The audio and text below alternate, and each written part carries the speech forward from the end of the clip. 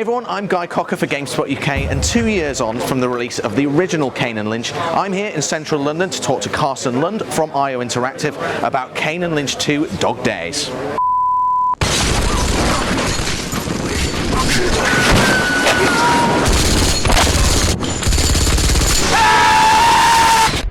I mean, the overall goal of Kane and Lynch 2 was to create something you've never seen before, to redefine the way you experience the action shooter, and we're doing that by actually trying to come up with a new way of making things look real and believable.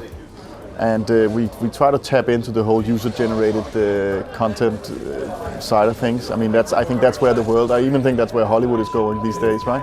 Everything is handheld, in-camera cut, and it's grainy and it's digital and all that stuff. And I think it really fits the Kane and Lynch universe and the locations we chose and all that. So when you say real, it's kind of real in the contemporary sense, in the way that everyone's got used to on the internet. You can say, yeah.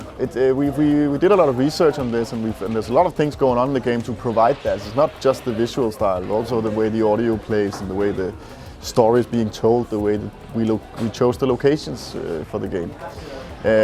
But it seems that this kind of reel has a very clear visual signature that everybody recognizes, right? You've seen it, you see it every day.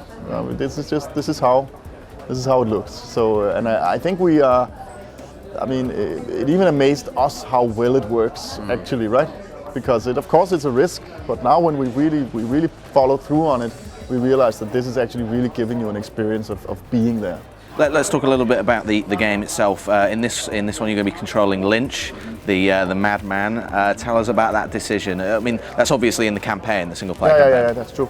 I mean, to me, it's obvious. I think he's a very interesting character, and he's very unique. I mean, he's very different from what you can get. He's a true anti-hero.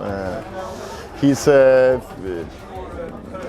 in the first game. I thought he was the one with the big personality. I really wanted to like pursue him, and we also needed to like revamp the gameplay to fit his personality and his characteristics. Push everything much closer to the camera. It's less tactical, much more kicking down the door and seeing what you get, right? And all that stuff. You dive into it head first and just take the problems as they come. Right. That fits Lynch's characters. So he's literally adapting to the situation. He's not planning anything. He's just in that situation. He's just doing it, and there's no time for planning, right? They just need to be on the run. And so the game takes place over 2 days and nights in Shanghai. Basically, it's roughly, yeah. Yeah. Is it going to be kind of limited to Shanghai? We're going to see a lot of the city itself. This is you could say limited to Shanghai is a very weird way of putting it, because Shanghai is so diverse, right? It's got big clean skyscrapers and old ruins just next to each other, right? So we really went for the diversity in the levels. Every level has got very different areas and different encounters across one level, you can say, right? So actually it's going to feel like a journey to a lot of different locations, even though it's happening in only one city. But it gave us I think it gave us a lot of freedom to actually have this boundary, you can say, in a way, because there's so much to take from a location like that. It's the most urban place I've ever been. I mean, it's just. Yeah. What can you tell us about the co-op at this stage? I assume there's going to be some sort of co-op. Have you decided to tie that down yet? I cannot tell you too much about the co-op at this stage, but we do have it, and it's online. We also have an offline co-op still, but the chance to play Kane and Lynch in an online co-op is totally obvious, and I'm very proud that we have it here, and it's great fun, and it's we try to make the game feel like a co-op experience even in single player. So it's actually already catered for, you can say. When you play the game in co-op, you feel that this is actually the way. There's lots of opportunities of going around, taking different routes, flanking and all that stuff. So is the co-op going to be separate to the main campaign? Is it going to be the same campaign? It's the same campaign. Right, okay. And I know it's still early days, the multiplayer. Can you tell us, is there going to be multiplayer? I know you've talked about the Fragile Alliance mode making a return. Yeah. Oh yes, Fragile Alliance is going to be back, and it's going to be amazing. I can't tell you more. We're going to talk about that in a different feature, but it's definitely back. with revamped mechanics and everything, and a few new surprises here and there. Still going to be able to screw over your friends. There's there's a lot to look forward to in this department, I think.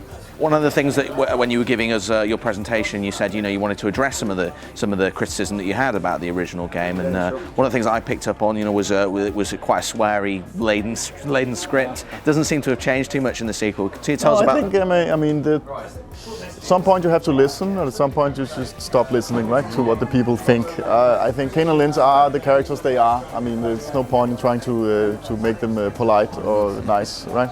I mean, swearing. Yeah, I mean, it's part of the whole thing. It's part of the game. I read some of the comments back then about it being too much, almost to the point of silliness, and we've been a little bit conscious about it this time, but they're definitely still swearing. That's for sure.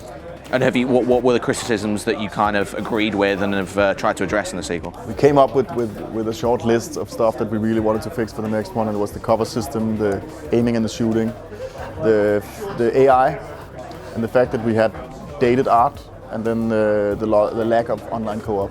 And I think it's obvious that we addressed a lot of these issues already, and we did a lot of testing and a lot of work and a lot of iterations to make sure that it just sits exactly right this time. We've got to ask you while you're here, when can we expect to see a new Hitman? You've come to the wrong event.